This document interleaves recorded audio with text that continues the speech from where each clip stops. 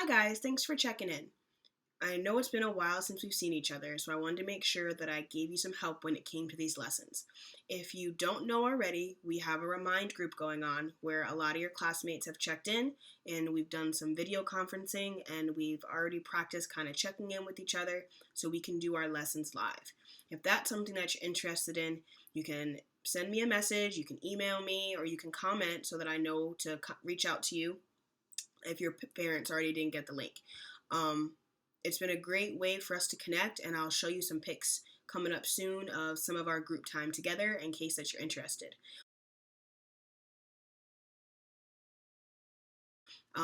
For our lessons, we're going to go through our warm-up, we're going to go through the task statements, and if I have any practice problems assigned, I'll probably have a separate video for your practice problems. Don't forget your exit tickets are also up there. If you have any trouble submitting your work, please just let me know. I'm here to help. So I can't wait to hear from everybody, to check in with how everyone's doing. If you need any help with your work, please don't hesitate to ask. You can send me a message on Canvas, you can email me, you can message me on Dojo, whatever works best for you. All right, let's get to the lesson.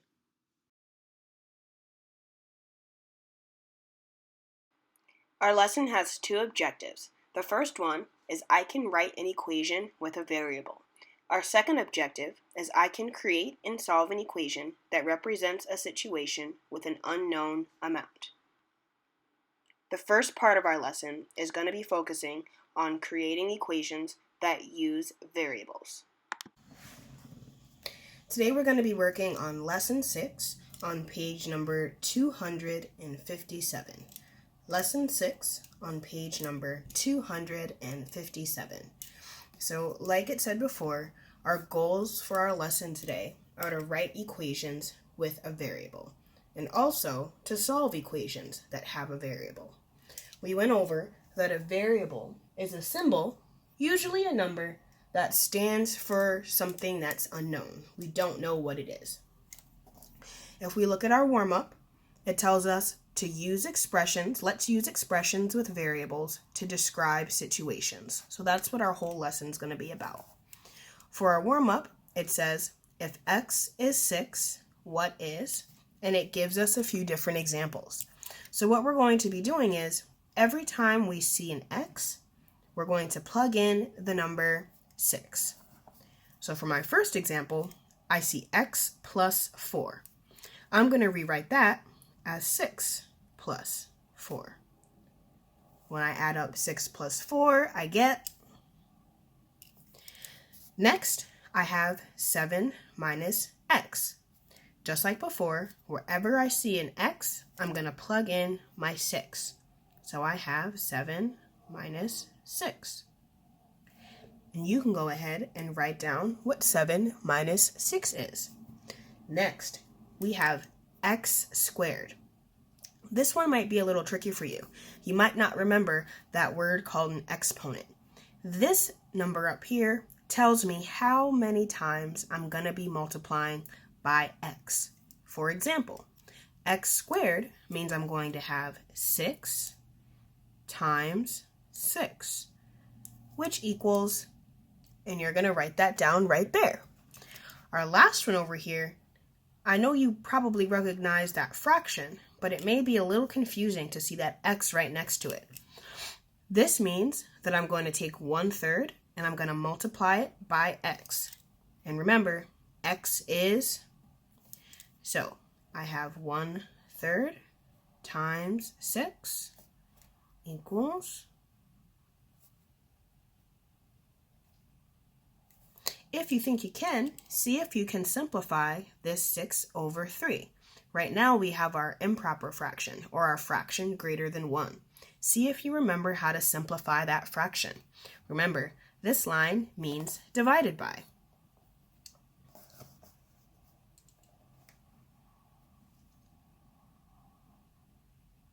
If you want to check your work and see how you did, 6 plus 4, 10.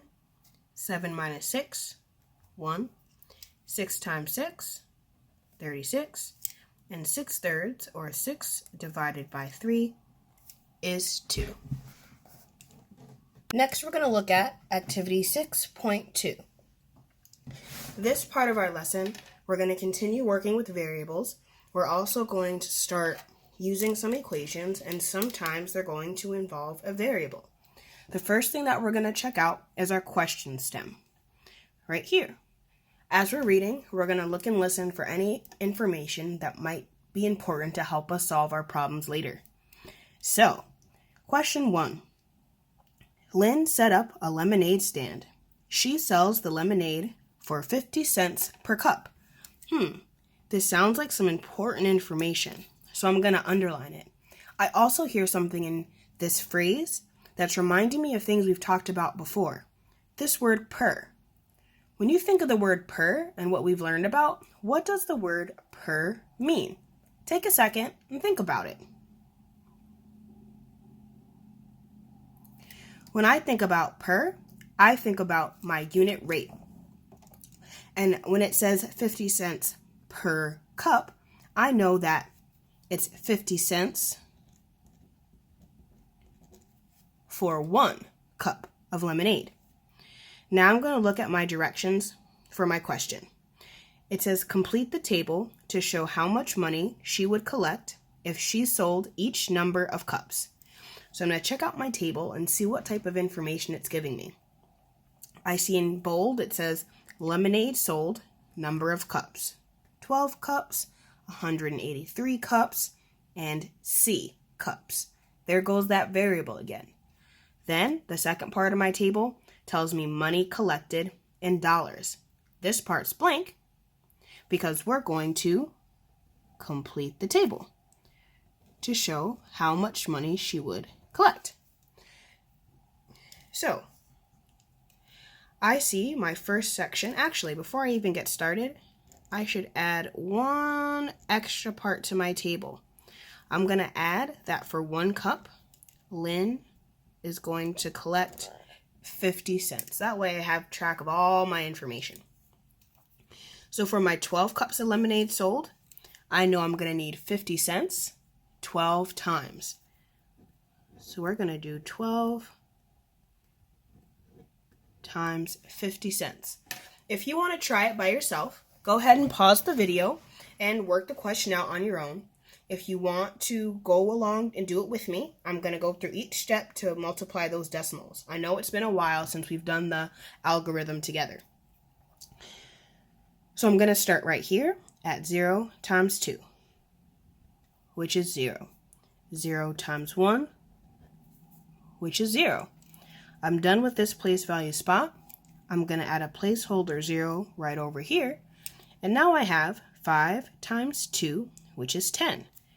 I'm going to place my 0 here, carry my 1. Now I have 5 times 1 is 5, plus 1 more is 6. My last step is to add, well, my second to last step is to add my partial products. So 0 plus 0, 0 plus 0, and 0 plus 6. Now my last step is to remember my decimal places. I see that 12, it's a whole number, it doesn't have any decimals, but my 50 cents has 2 places after my decimal point.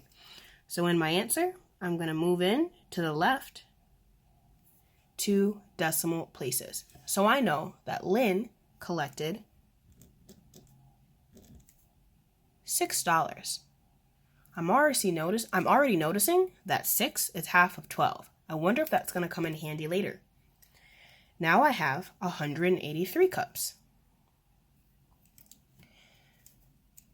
I need my 50 cents 183 times. I have 0 times 3, 0, 0 times 8, 0, 0 times 1, 0. I'm all done in that spot right there. So I'm going to cross off my 0 and add my placeholder. Now I have 5 times 3 is 15. 5 times 8, 40, plus 1 more, 41. And now I have 5 times 1, which is 5, plus 4, gives you 9. I'm going to add up my partial products. 0, 5, 1, and 9. I'm not going to forget about those place value spots. 1, 2. And I know that Lynn collected $91.50. For my last section, for number of cups sold, I notice that there's not a number there. What is this C? That's right, that C is our variable. So since I don't know what C is, remember, our variable can be something that we don't know. We don't know what it is. So I'm going to look back and see, how did I figure out the other problems? I noticed I need 50 cents 12 times this time. I needed 50 cents 183 times over there. So now I need 50 cents C times. And that's all we have to do. We're showing we're multiplying our 50 cents by our variable.